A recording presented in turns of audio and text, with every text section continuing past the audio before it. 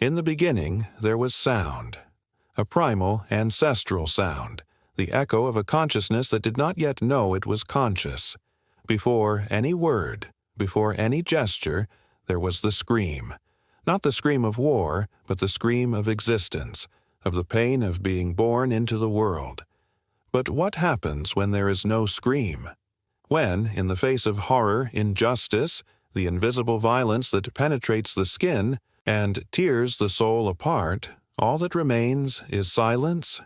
This silence, sharper than any blade, more deafening than any explosion, was the refuge and the weapon of a woman who understood, before anyone else, that being silent can be the most radical form of resistance. The world saw her as submissive, fragile, withdrawn. But only those who dive into the abyss of human experience understand that there are screams made from within, and that silence can be the language of someone who refuses to dance to the system's tune. In ancient Greece, Socrates drank hemlock while his disciples wept, not out of fear of death, but because of the brutal silence that would follow the loss of a dissenting voice. Yet some silences speak louder than voices. There are silences that denounce, that explode, that dismantle. The woman in our story, who could be any woman, any human being at the margins, silenced by a world that worships noise, lived that silence as a form of insurgence. From a young age she realized that spoken words changed nothing, that reports were filed away, that cries for help echoed into emptiness. She learned that the system is not moved by truths, but by conveniences. And in that realization she shaped her weapon. Silence. But not an apathetic silence, rather a tense silence charged with meaning, symbols, and absences that screamed. She walked among us like a shadow, not out of weakness but because she understood that visibility was a trap. Contemporary culture worships exposure, likes stories, inflamed declarations that vanish in seconds. But what remains? What resists time? Absence. Absence is the trace, the enigma, the echo of something unsaid that haunts us. Jung said that what we deny in ourselves returns as fate, and her silence was the mirror that society refused to face. Because by not screaming, by not explaining, she forced everyone around her to confront their own omission, their own cowardice, their own complicity. In a world that romanticizes overexposure, where pain becomes performance and struggle becomes aesthetic, her silence was a brutal reminder that not everything can be said, not everything should be shown. It was the antidote to superficiality. Freud taught us that the symptom is a coded message from the unconscious. Her silence was a collective symptom. It represented what we all knew but pretended to ignore, and that made it dangerous. Because it destabilized, because it could not be controlled, because it didn't fit into hashtags, because it didn't generate clicks, because it couldn't be translated into headlines. It was like outsider art, like a schizophrenic's paintings, pure, unclassifiable, threatening because of their own freedom. Historically, great movements of resistance were born from long, painful silences. Slavery, colonialism, concentration camps, all were preceded by a social silence, a silence of consent. But they were also overcome by another kind of silence, the silence of preparation, of listening, of strategic waiting. Mandela remained silent for 27 years in the prisons of Robben Island.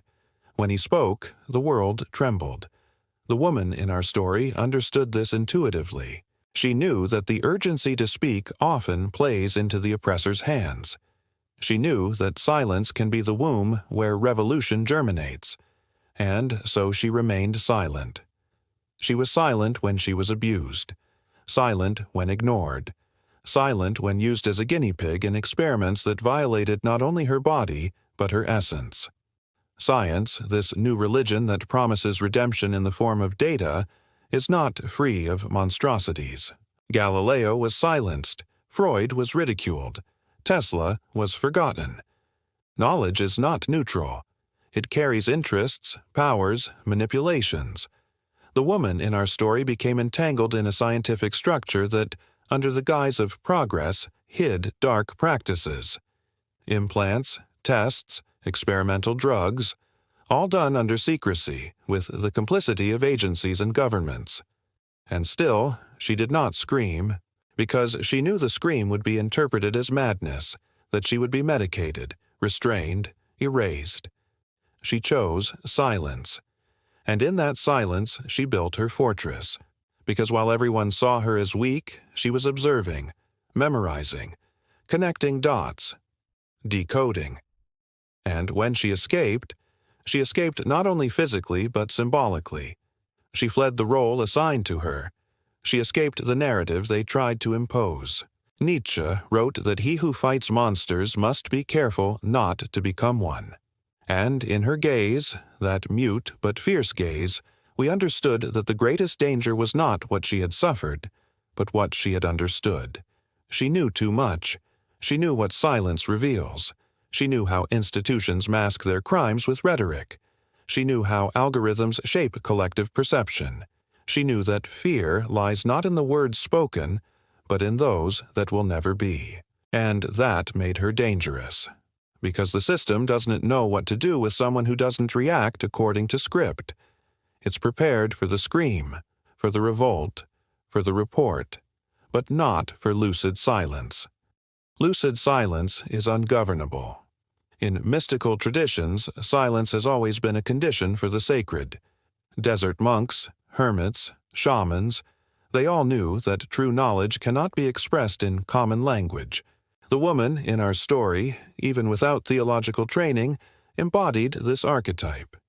She was a kind of postmodern mystic, someone who, instead of isolating herself in mountains, wandered through the cold corridors of secret laboratories, absorbing forbidden knowledge, confronting evil with the only weapon that cannot be disarmed, presence itself. A mute but overwhelming presence. A presence that destabilizes because it carries the truth, even without pronouncing it. And in the end, when she disappeared, she left behind more questions than answers. But that was not a failure. It was her final lesson. Her silence was the perfect denunciation. Because it did not depend on others' belief, it did not demand validation, it did not seek a stage. It was absolute. And for that reason, devastating. Today, while millions scream on social media, seek attention, display wounds like trophies, her ghost lingers as an uncomfortable reminder. There are sufferings that cannot be put into words. There are struggles that cannot be displayed. There are truths that are not revealed but shape the world in their silence. And perhaps, just perhaps, the future belongs not to those who scream the loudest, but to those who have learned to hear what the world insists on silencing.